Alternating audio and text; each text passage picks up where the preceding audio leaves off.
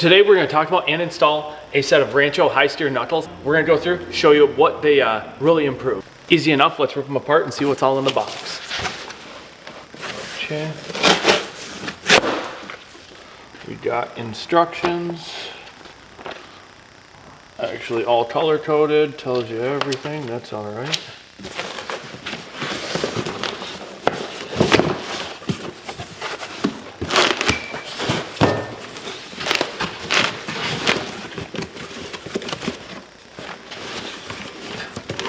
That's handy. Throw you an extra bump stop in there. That's good. There is our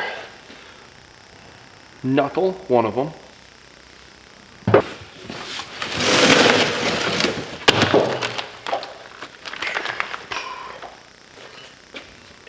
All right, so the whole goal behind running a high steer knuckle is to raise up your steering linkage up higher so it's away from debris or obstacles on the trail. Now your steering knuckle hooks to your drag link and your tie rod, and it holds the wheel bearing, and that's what actually turns the wheel out there. So the cool part is, I noticed when I was opening up these knuckles, both sides have points for the drag link. That means whether your Jeep is right-hand drive or left-hand drive, because I know I have people in Australia watching, these knuckles will work for you, so that's kind of nice. They're going to come with longer bump stops, because when we go to a drag link flip kit, which is we're going to flip this drag link and mount it up on top instead of coming from the bottom, we can risk hitting the frame. So we're going to want to have at least a 3-inch lift in the Jeep, and then we're going to want to have at least a 3-inch bump stop in it. The biggest thing is once you get done, we're going to want to flex them out and make sure that our drag link isn't hitting the frame. If our drag link is hitting the frame, we're going to have to run a longer bump stop in it to keep the drag link down off the frame. And no matter what, whenever you're done installing steering products, you want to cycle the steering, make sure everything clears, make sure there's no binding or anything like that.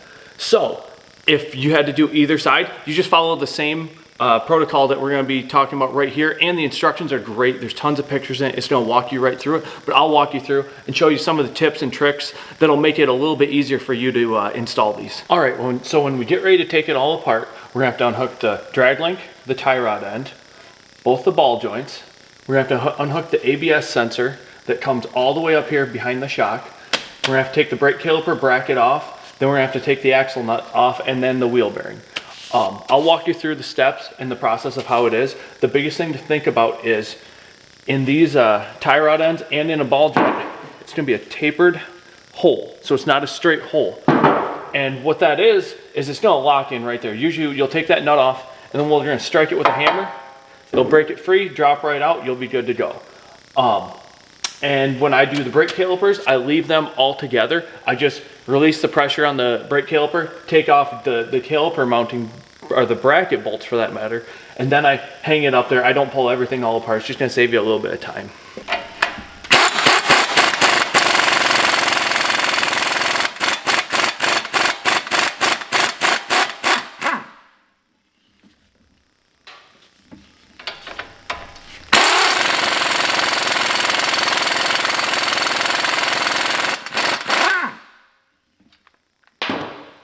All right, so if you have an older Jeep that's super rusty, come in here with a wire brush and clean up the threads before you start taking it off. That's gonna help you, or spray it down with penetrating oil. Now, if you start taking it off and then instantly that nut's spinning but nothing else is happening, what's going on is it actually broke loose in that taper.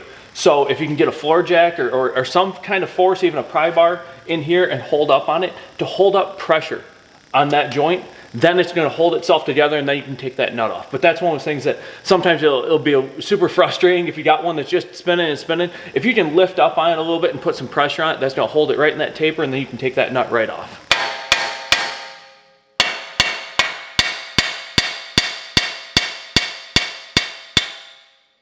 When you see me striking the knuckle to break that loose, be very, very careful. Do not hit the threads on the tie rod, because then you're gonna have to grab either a thread chaser or something to clean them up, and that sucks. Don't, if we're not reusing it, you can hit the top of it and screw the threads all up, that's fine. But if we're reusing it, be very, very careful. I got my VSS out, unplugged.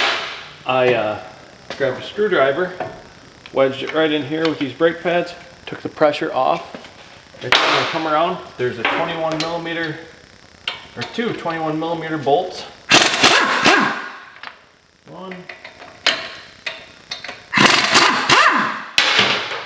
2. These out together. I got my strap I already had ready. Hang that up there. You're going to come in with 12-point socket to get this wheel bearing off. And these ones, we don't want to be really careful with these 12-point bolts that hold the wheel bearings on. They can be a bugger. So if they're all rusted up or anything like that, make sure to pound the socket onto them.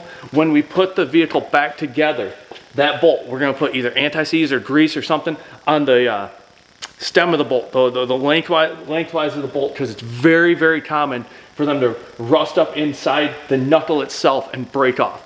So going in, if this thing is fighting you or anything like that, you might have to use a little heat in there, or just at least know that if it's Sunday night and I'm going to try hammering this thing out and I need to drive it to work on Monday, I might have an extra bolt or something like that.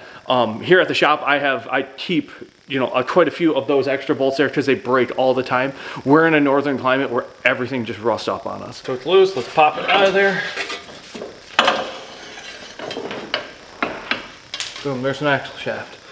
Now, this axle's been sleeved. So there's a sleeve inside there. And when I first pulled these axle shafts out, you're gonna see there's gonna be 2 plastic rings on that axle shaft. If there's not, grab a flashlight, look inside there, and look for those 2 plastic rings. What those rings are is for the assembly. They hold the shaft in the middle when they slam the shafts in there and build them at the factory. Now, you want to look for those rings, and maybe they're not in there, maybe they've been pulled apart, somebody didn't put them back in, that's fine. But definitely take a flashlight, look inside the axle tube, because if those rings are in there and you push the shaft back in, you're going to jam the rings into the carrier. And what it does is it rips up the axle seal inside there, and then you'll be have a leaking seal on your hands. All right, so I pulled the tire pins out of the ball joint studs, got the upper off. The lower one, I left it threaded on just a little bit, because what I'm going to do is break that taper, and I don't want it to just hit the knuckle, to just hit the ground, because there's nothing going to be holding on. So I leave that threaded on there just a tiny bit. Right there, it's on. Now, if you were taking off these nuts off the ball joints and all they were doing was spinning and spinning and spinning, what you can do on this knuckle is put some pressure upwards to hold it. And what that's really going to do is push that ball joint up until it's cupped, and it's going to hold it a lot tighter so you can get these nuts off. Because sometimes, like I say, you might have to clean the threads up or anything like that if it's got some rust or some debris on there, and it'll help it thread out a lot better. Toe knuckle versus my stock knuckle. And you'll see right there, it's pretty easy to see the height difference. Where what they did was, this is your stock mount for your tie rod. They moved it up, like I say, 1.5 inches. For that Rancho one, they tied it together with the drag link mount, so it's going to be a stronger mount. We'll pop them on and see what they do. All right, I'm not going to bore you with showing you how to put it all back together. All we're going to do is reverse what we did taking it apart. So right now, what you'll see right here is originally our drag link was mounting below the knuckle. Now it's going to come up above it, so you'd need a different top mount drag link. That's going to come, the stud's going to come down. We're going to install that first, then we're going to install the tie rod.